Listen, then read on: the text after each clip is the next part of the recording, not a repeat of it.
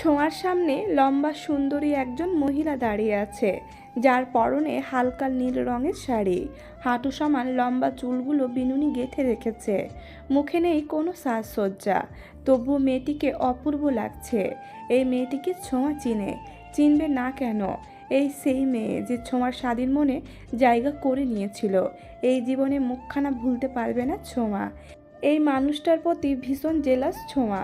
গোল গোল চোখ করে মিহির পা থেকে মাথা পর্যন্ত পর্যবেক্ষণ করতে থাকে ছোঁয়া। ছোঁয়ার তাকানো দেখে মুচকি হাসে মিহি। হাত বাড়িয়ে ছোঁয়ার মুখখানা ছুঁয়ে দিতে চায়। ছোঁয়া 2 পা পিছিয়ে যায়। এতেও হাসে মিহি। দীর্ঘশ্বাস ফেলে বলে, ভালো আছো? প্রশ্নখানা ছোঁয়ার পছন্দ হয়নি। রসিকতা করতে এসেছে উনি। সেই দিন এই কপালই তো সাদির কাঁধে চেপে কাঁদছিল। ছোঁয়ার ইচ্ছে করছে মিহির কপাল ফাটিয়ে দিতে, বা খুব জোরে আঘাত করতে, ব্যথা দিতে। সাদির কাঁধে মাথা রেখে উনি দণ্ডনীয় অপরাধ করেছে, এই বিষয়টা মহিলাটিকে বুঝিয়ে দিতে ইচ্ছে করছে ছোঁয়ার, কিন্তু পারছে না। কথা বলবে না ছোঁয়া। ছোঁয়ার থেকে জবাব না পেয়ে বলে মিহি। ছোঁয়া কটমট চোখে তাকায় মিহির দিকে। আমার স্বামীর কাঁধে কপাল ঠেকিয়ে কেঁদেছিলেন? আমি ভুলে যাইনি। আমার সাদিকে টাচ করার সাহস হয় কি করে? কেন ছুঁয়েছিলেন? এই মুহূর্তে আপনার কপাল আমি ফাটিয়ে দিলে ব্যাপারটা ভালো দেখাবে? উচ্চস্বর ছোঁয়ার কথায় বা আঁখি পল্লবে রাগের ছড়াছড়ি। ফর্সা গোলগাল মুখখানা লাল হয়ে উঠেছে, হাত মুষ্টিবদ্ধ করে রেখেছে। রাগের কারণে বোধহয় মেয়েটার নিঃশ্বাসও জোরে জোরে পড়ছে। মিহি সব কিছু ভালোভাবে পর্যবেক্ষণ করছে। রেগে গেলে তো হেরে গেলে ছোঁয়া, আলতো হেসে বলে মিহি। ছোঁয়া চৌধুরী হাঁটতে শিখেনি। সাদমান চৌধুরী আমার, একান্তই আমার। তার দিকে নজর দিবেন না আপনি, এটা আমার ওয়ার্নিং। ছোঁয়া উচ্চস্বরের কথায় দমে যায় মিহি। এসেছিল একটা উদ্দেশ্য নিয়ে, কিন্তু উদ্দেশ্যখানা এই মুহূর্তে বলে দিলে ছোঁয়া কিছুতেই মানবে না। ঠিক আছে, নজর দিব না, তো একটা প্রশ্নের জবাব দাও। কেন এত ভালোবাসো তাকে? তার তো প্রচুর টাকা পয়সা নেই, দেখতেও আহামরি রাজকুমার নয়, বয়সটাও বেশি। তাহলে কি দেখে পাগল হলে? ভালোবাসা কখনো বয়স মানে না, টাকা পয়সার বিচার করে না। আমার চোখ দুটো খুলে নিয়ে নিজের চোখে লাগিয়ে দেখুন। এই পৃথিবীর সব থেকে সুন্দরতম ব্যক্তি হচ্ছে আমার সাধু। তাকে ভালোবাসার জন্য আমার শখানিক কারণ লাগে না, বরং তাকে ভালো না বাসার জন্য অনেক কারণ লাগবে। মুগ্ধ হয় মিহি, নিজের ওপর রাগ হয়। এভাবে কখনোই ভালোবাসতে পারিনি সে। ভালোবাসতে পারলে অবশ্যই তার জীবনে এমন একটা দিন আসতো না। সাদি যদি আমাকে চায়, তোমাকে ডিভোর্স দিতে চায়? মিহির প্রশ্নে ছোঁয়ার বুক কেঁপে ওঠে, হৃদয়ের আর্তনাদ শুরু হয়ে যায়। তবুও মিহির সামনে নিজেকে দুর্বল প্রমাণ করতে নারাজ সে। বুক ফুলিয়ে জবাব দেয়, আমি আটকে রাখতে জানি, আগলে রাখতেও জানি। আমার সাদি কখনোই আপনার কাছে ফিরবে না, আর ফিরতে চাইলেও আমি ফিরতে দিব না। আমার অনেক সাধনার ফল সাধু, আমার বর, তাকে প্রাণ থাকতে আমি হারাতে দিব না। বলেই ছোঁয়া কলেজের দিকে চলে যায়। মিহির আর একটা কথাও সে শুনতে নারাজ। কলেজের গেটের ভেতরে ঢুকে দাঁড়িয়ে পড়ে ছোঁয়া। মিহি এখনও দাঁড়িয়ে আছে। কলেজে নতুন বিল্ডিং দেওয়া হচ্ছে, তার জন্য ইট ভেঙে রাখা হয়েছে। ছোঁয়া এক টুকরো ইট খুঁজে ছুঁড়ে মারে মিহির কপাল বরাবর। ছোট থেকে ঢিল ছোড়ায় এক্সপার্ট ছোঁয়া, তাই এবারের ঢিলটাও বিফলে যায় না, সোজা গিয়ে লেগে পড়ে মিহির কপালে। মুহূর্তে কপালে হাত দিয়ে আর্তনাদ করে ওঠে মিহি। ছোঁয়া বিশ্বজয়ের হাসি দিয়ে ক্লাসের দিকে চলে যায়। সাদি সবেই বাসায় এসে পৌঁছালো। ভীষণ ক্লান্ত সে, বড় একটা জার্নি। বরাবরই জার্নিতে অসুস্থ অনুভব করে সাদি। ইচ্ছে ছিল বাসায় ফিরবে, কিন্তু মানুষের কোলাহল ভালো লাগবে না এই মুহূর্তে, তাই বাসায় ফেরা হলো না। ভেবে নিয়েছে ফ্রেশ হয়ে একটা লম্বা ঘুম দিবে। তখনই কলিং বেল বেজে ওঠে। সাদি বিরক্ত, চোখ মুখ কুঁচকে ফেলে। এই মুহূর্তে স্বামীর ছাড়া কেউ আসেনি, এটাই তার ধারণা। ঘামে ভেজা সাদা রঙের শার্টের বোতাম খুলতে খুলতে দরজা খুলে দেয় সাদি। সাথে সাথে ছোঁয়া শক্ত করে জড়িয়ে ধরে সাদিকে। সাদি প্রথমে হন্তদম্ভ হয়ে যায়, পরে মুচকি হেসে 2 হাতে আগলে নেয় আধপাগল বউটাকে। ছোঁয়াকে ভেতরে এনে দরজাটা বন্ধ করে দেয়। ইস, কত মিস করছিলাম আপনাকে, জানেন আপনি? শেষমেশ আপনার দেখা পেলাম। শুনুন, এটাই ছিল আপনার বউ ছাড়া শেষ ঘুরতে যাওয়া। পরের বার থেকে আপনার সাথে যাব আমি। সাদি ছোঁয়াকে ছাড়িয়ে নেয় নিজের থেকে, সোফায় বসিয়ে দেয়, নিজেও বসে ছোঁয়ার পাশে। ছোঁয়া তার সুদর্শন বরটাকে দেখতে থাকে, আর সাদি চোখ বন্ধ করে ঘাম জড়ানো অপেক্ষায় থাকে। ছোঁয়া সাদির দিকে একটু চেপে বসে বলে, শুনুন না, একটা জিনিস ভেবেছি। সাদি চোখ বন্ধ করে গম্ভীর গলায় বলে, বলো। ভাবছি নকল একটা সার্টিফিকেট বানাবো। ধপ করে চোখ খুলে সাদি তাকায় ছোঁয়ার মুখ পানে। এভাবে কেন তাকাচ্ছেন? বাবা বলেছে এইচএসসির পরে দুজনকে একসাথে থাকতে, সেই আরও 1.5 বছর। এতদিন আপনাকে ছাড়া থাকতে পারবো না। তো আমি যদি একটা নকল সার্টিফিকেট বানাতে পারি এইচএসসির, তাহলে বাবাকে দেখে বলতে পারবো, দেখো বাবা, পাস করেছি, এবার আমাকে আমার সাধুর সাথে থাকতে দাও। আইডিয়াটা দারুণ না? সাদি হেসে ফেলে, থাপ্পড় মারে ছোঁয়ার মাথায়। সাদে বিনুনি টেনে দেয়। কিঞ্চিত ব্যথা পেলেও ছোঁয়া তা প্রকাশ করে না।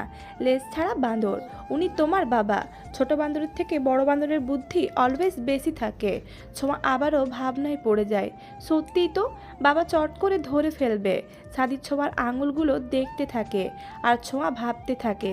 তারপর লাফিয়ে উঠে বলে, তাহলে চলুন আব্দুল কুদ্দুসকে নিয়ে নিই। সাদি ভুরু কুচকে জিজ্ঞেস করে, কিভাবে নিব? আর আব্দুল কুদ্দুসকে?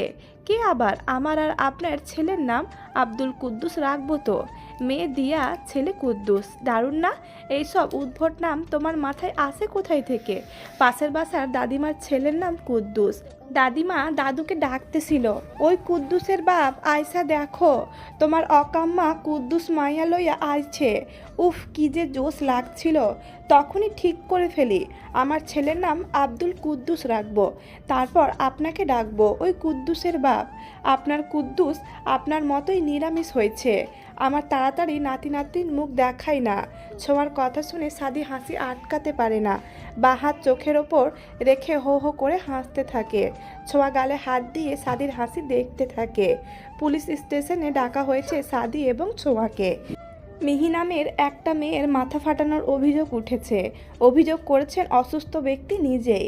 সাদি ভুরু কুচকে খানিকক্ষণ তাকিয়েছিল ছোঁয়ার মুখ পানে। মেয়েটা মিহির মাথা ফাটিয়েছে? এতটা ডেঞ্জারাস ব্যাপারটা সাদির বিশ্বাসই হচ্ছে না।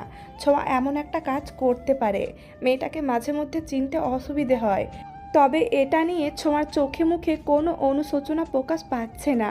সে দিব্যি সাদির হাত জড়িয়ে গুটি গুটি পায়ে হাঁটছে। সাদি বেশ কয়েকবার জিজ্ঞেস করতে চেয়েও করেনি, এমনকি ছোঁয়াকে জানানো হয়নি তারা থানায় যাচ্ছে। জানলে কি মেয়েটা ভয় পাবে?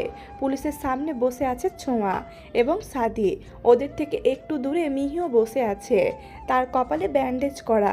গুটি কয়েক পুলিশ এদিক সেদিক ঘোরাঘুরি করছে। জেলখানা দেখতে পাচ্ছে না ছোঁয়া। সে আপাতত উকি ঝুঁকি মেরে জেলখানা দেখতে চাচ্ছে। পুলিশদের মাথার ক্যাপটা একবার পরে দেখতে চায় ছোঁয়া, বা রিভলভারটা একটু ছুঁয়ে দেখতে চায়। সাদি পাশে না থাকলে অবশ্যই নিজের ইচ্ছে কথা পুলিশকে জানিয়ে দিত, কিন্তু ধমক খাওয়ার ভয়ে জানাচ্ছে না। এতগুলো পুলিশের সামনে ধমক খেলে মান সম্মান নিয়ে টানাটানি লেগে যাবে। পুলিশ অফিসার আসিফ সাদি এবং মিহিরের ক্লাসমেট। এই সামান্য কারণে থানা অবধি আসার মোটেও কোনো কারণ হয় না। মিহি শুধুমাত্র ছোঁয়াকে একটু অপমানিত করতে চায়। অপমানিত হলে নিশ্চয় মেয়েটার এই হাসি মুখটা চুপসে যাবে। তাই সে আসিফকে বলে সাদিকে কল করায়। তাছাড়া বাচ্চা মেয়ে, আজকে মাথা ফাটানোর সাহস পেয়েছে, কাল বড় কোনো অপরাধ করার সাহস পাবে। আগে থেকে একটু বকে দিলে নেক্সট টাইম এমন করবে না। আসিফ চায়ের কাপে শেষ চুমুকটা দিয়ে তাকায় সাদির দিকে। সাদির চোখে মুখে প্রশ্ন, তাদের কেন এখানে ডাকা হয়েছে? নিজে থেকে জিজ্ঞেস করছে না। যেহেতু ডেকেছে সেহেতু তারাই বলবে। শুধু শুধু আগে আগে জিজ্ঞেস করার মানে হয় না। আপনার বউ মাথা ফাটিয়েছে, দিনে দুপুরে মানুষ খুন করার চেষ্টা, জানেন আপনি? সাদি বড় বড় চোখ করে তাকায় ছোঁয়ার দিকে। ছোঁয়া মিষ্টি করে হাসে, পা গুটিয়ে বসে, তাকায় মিহির দিকে। মিহির দৃষ্টি সাদির দিকে। মাথাটা আবারও গরম হয়ে যায় ছোঁয়ার। দেখছো বুড়ি, তুমি এখানে আছো, তবুও আমার বর তোমার দিকে তাকাচ্ছে না। তাহলে ভাবো তুমি ঠিক কতটা বিশ্রী দেখতে। তোমার থেকেও তো এই পুলিশ কাকু সুন্দর বেশি। তার দিকেও 4বার তাকিয়েছে। মিহি থমথমে খেয়ে যায়। সে সাদির থেকে দৃষ্টি সরিয়ে ফেলে। পুলিশও সরু চোখে তাকায়। অপরাধ করেছো তুমি, এখনও এভাবে হাসছো কি করে? আসিফ গম্ভীর গলায় বলে, পুলিশদের পেশাই এমন। নরম গলায় কথা বললে অবশ্যই আসামি ভয় পাবে না, উল্টো আস্কারা পেয়ে যাবে। ছোঁয়া পা নামিয়ে টেবিলে 2 হাত দিয়ে একটু ঝুঁকে পুলিশকে উল্টো প্রশ্ন করে, আপনার মনে হলো আমি অপরাধ করেছি? অবভিয়াসলি।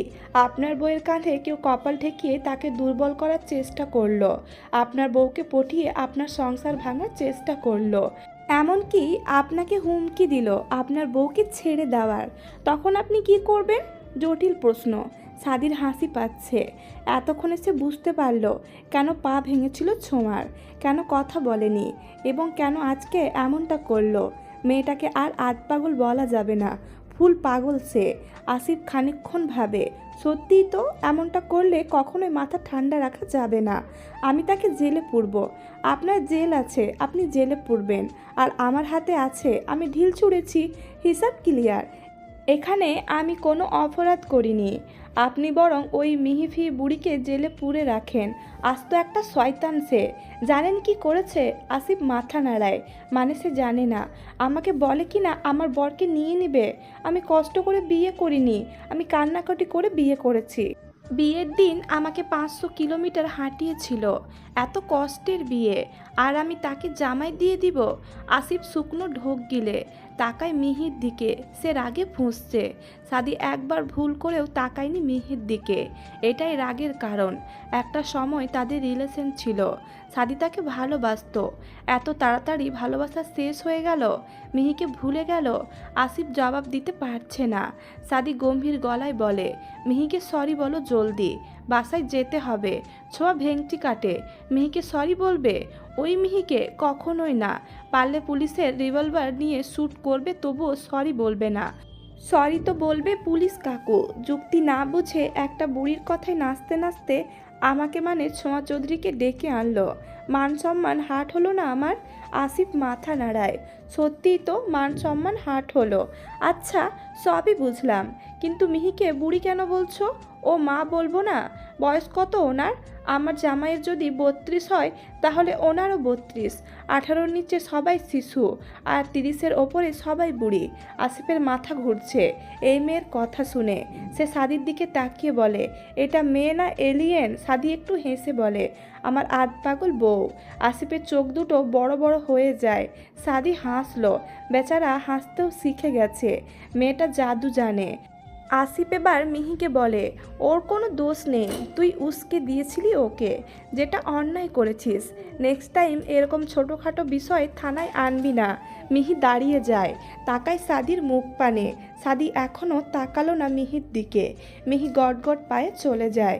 ছোঁয়াকে বাড়ির সামনে নামিয়ে দিতে বলেছে ছোঁয়া। সাদি বেশ অবাক হয়েছে, এই মেয়ে তো পেছন ছাড়ে না, আজকে হঠাৎ কি হলো এর? নিজে থেকে বাড়ি যেতে চাইছে, তবে প্রশ্ন করে না, চুপচাপ আছে, থাকুক। একবার কথা বলা শুরু করলে থামানো যাবে না।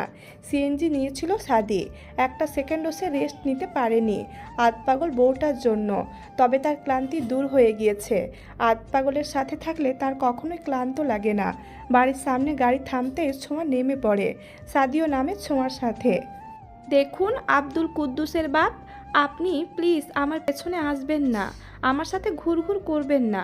আমি আব্বুকে কথা দিয়েছি, এইচএসসি শেষ না করে আপনার বাড়িতে যাব না।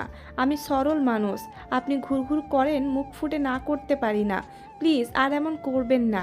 আমি আব্বুকে তো আর বোঝাতে পারবো না আপনি কিভাবে পেছনে লেগে থাকেন। ছোঁয়ার কথা শুনে সাদি হন্তদন্ত। ড্রাইভার মিটমিট করে হাসছে। মুখোমুখি দাঁড়িয়ে আছেন সেলিম এবং সাদি। সেলিমের অবনয়নে ক্রোধ স্পষ্ট, কখনো কটমট চোখে তাকাচ্ছে, আবার কখনো পায়চারি করে রাগ কমানোর চেষ্টা করছে। চাচার এরূপ দেখে সাদির হাসি পাচ্ছে। কথায় কথায় হাসি পাওয়ার স্বভাব ছিল না সাদমান চৌধুরীর। ঠোঁটের কোণায় এক চিলতে হাসি লাগিয়ে রাখতে শিখিয়েছে তার আধপাগল বউটা। সাদির গোলাপি উষ্টদয় মেলে দেওয়া দেখে সেলিমের ক্রোধ বেড়ে যায়। গম্ভীর রাগচটা সাদমান চৌধুরী হাসতে শিখে গেছে তার শিশু বাচ্চা মেয়েকে পাগল করতে। আমার মেয়ের আশেপাশে ঘেঁষবে না তুমি, আঙুল তুলে সেলিম। ক্রোধে আঙুলটাও কাঁপছে। আঁখি পল্লব বরাবরের তুলনায় বেশ খানিকটা বড় করে ফেলেছেন। নিঃশ্বাস দ্রুত পড়ছে তার। সোজা হয়ে দাঁড়ায় সাদি, বুক টান টান করে মাথা তুলে তাকায় চাচার মুখ পানে। উচ্চতায় চাচাকে ছাড়িয়েছে আরও 12-13 বছর আগে। বলা বাহুল্য পুরো চৌধুরী পরিবারে সবচেয়ে লম্বা পুরুষটি সাদমান চৌধুরী। তাই বলে বাকি সবাই খাটো এমনটা কিন্তু নয়। সকলেরই উচ্চতা মানানসই। সাদি একটু বেশি লম্বা, 6 ফুট ছুঁয়েছে সে। বুকের বাঁ পাশে হাত চাপে সাদি। চোখ বন্ধ করে শ্বাস টেনে জবাব দেয়, ইদানিং আপনার মেয়েকে ছাড়া থাকতে ইচ্ছে করে না, এখানে চেপে রাখতে ইচ্ছে করে। সাদির ওহেন কথায় বিষম খায় সেলিম। আঙুল নামিয়ে ফেলে। উষ্ঠদয়ের মধ্যে কিঞ্চিত ফাঁকা হয়ে যায়। রাগে লাল হয়ে থাকা মুখখানা এখন থমথমে রূপ ধারণ করে। সাধারণ সাদি কখনো এভাবে কথা বলে না। সেলিম চৌধুরীর সাথে সাদির শত্রুতা বহু বছর আগে থেকে।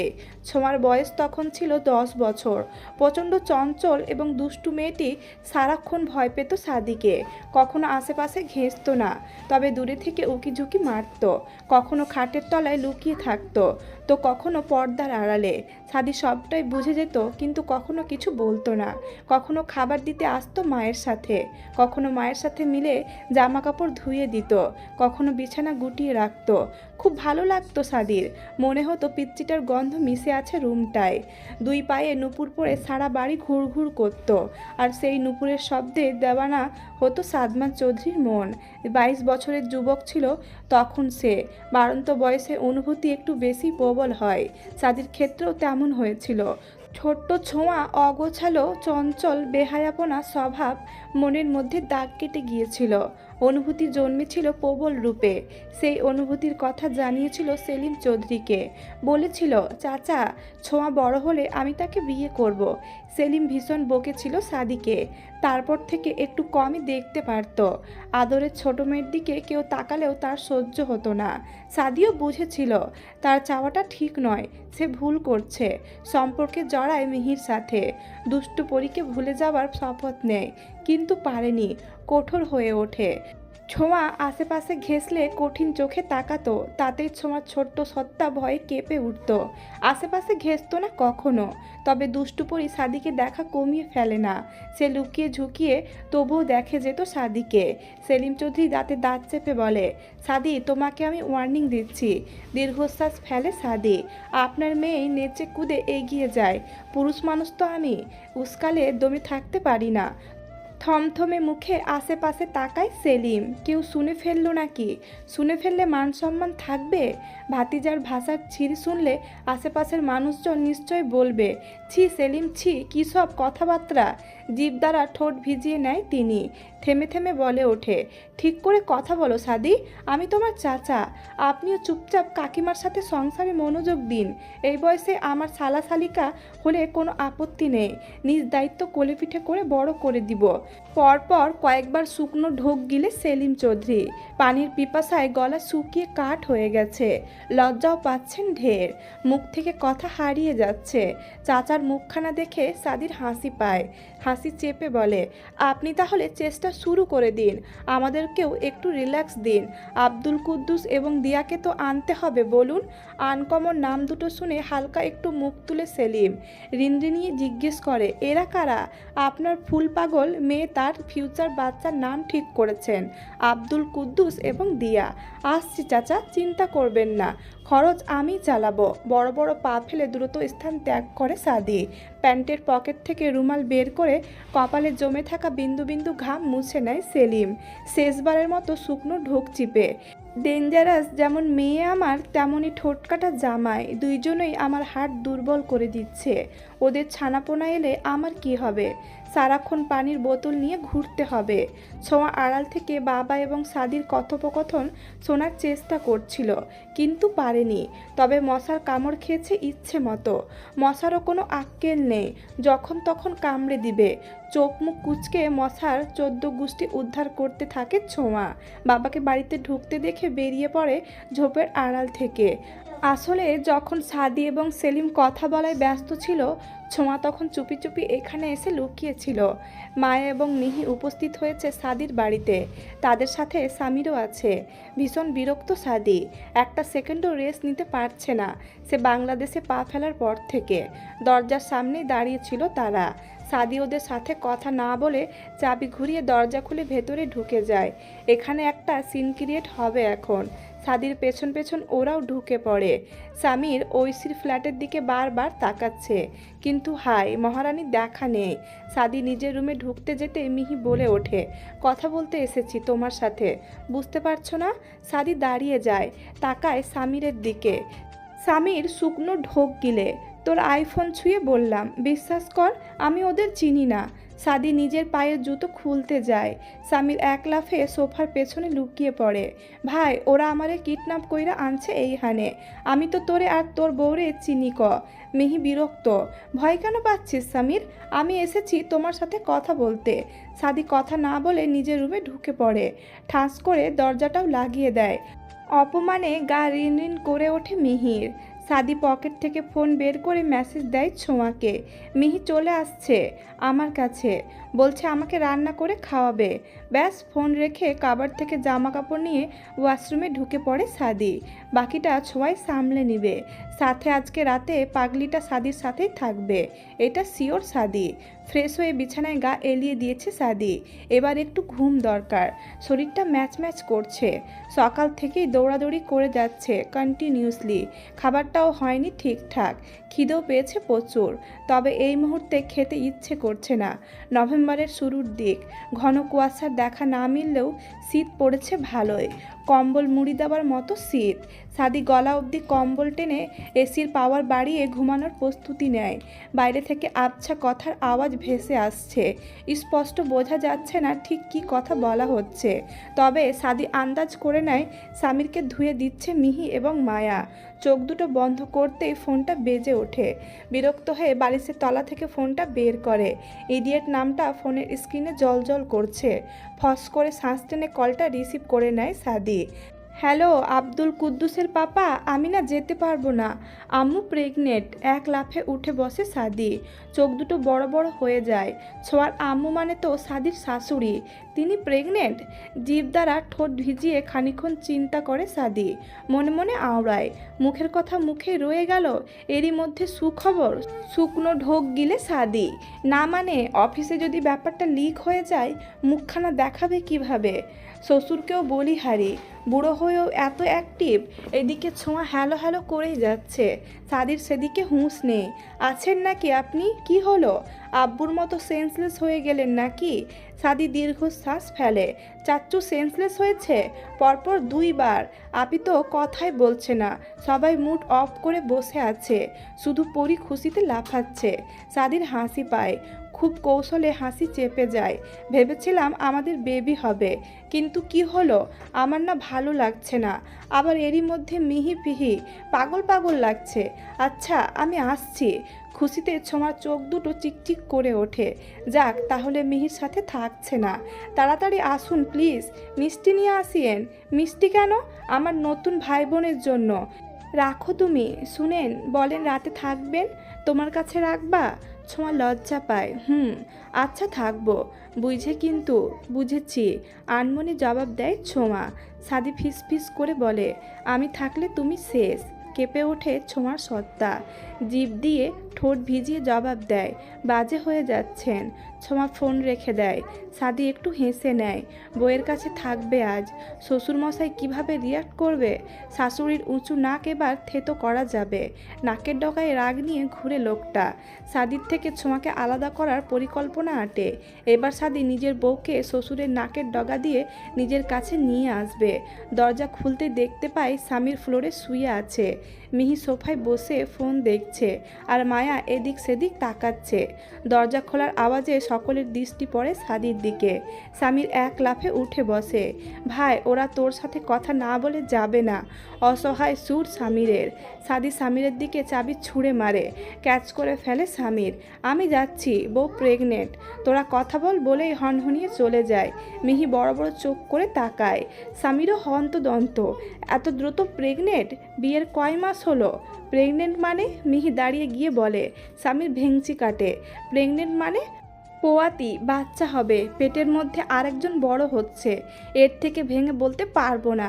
নিজের বউ হলে কিভাবে বাচ্চা এলো এটাও তোকে বলতাম। মিহি বিরক্ত হয়। অতিরিক্ত কথা বলে ছেলেটা। মায়া মুখ টিপে হাসে। আপু একটা কথা বলি তোকে, সাদি ভাইয়ার পেছন ছেড়ে দে। আমি ওর জীবনটা জাস্ট হেল করে ছাড়বো। ওর জন্য সব হারিয়েছি আমি। নাজমা বেগম এই পর্যন্ত 4 বার বমি করেছে। মাথা ঘুরছে সকাল থেকে। প্রথমে তিনি স্বামীকে বলেছিল, তিনি কথা না বলেই বেরিয়ে গিয়েছিল বাসা থেকে। স্বামীর থেকে এমন অবহেলা পেয়ে নিজের রুমেই ঘামটি মেরে শুয়েছিল। তারপর সাবিনা বেগম খোঁজ নিতে এসে দেখে এই অবস্থা। সকলের সন্দেহ মোতাবিক ডাক্তারের কাছে যেতে ভয় পাচ্ছেন। বাচ্চা দুনিয়াতে আসা খুশির সংবাদ, কিন্তু এই বয়সে এসে কেউ খুশি হতে পারছেন না। সেলিম বাগানে দাঁড়িয়ে আছে এখনও। তিনি ভীষণ ভয় পাচ্ছে। নাজমা বেগমের পাশে বসে আছে ছোঁয়া, সিমি এবং সাবিনা। সাদি গেট পেরিয়ে বাড়িতে ঢুকতেই নজর পড়ে সেলিমের দিকে। চুপচাপ দাঁড়িয়ে আছে। সাদি গিয়ে পাশে দাঁড়ায়। বললাম কি না বললাম তাতেই সুখবর? বাহ, এই না হলো আমার শ্বশুরমশাই। সেলিম কপালের ঘাম মুছে তাকায় সাদির দিকে।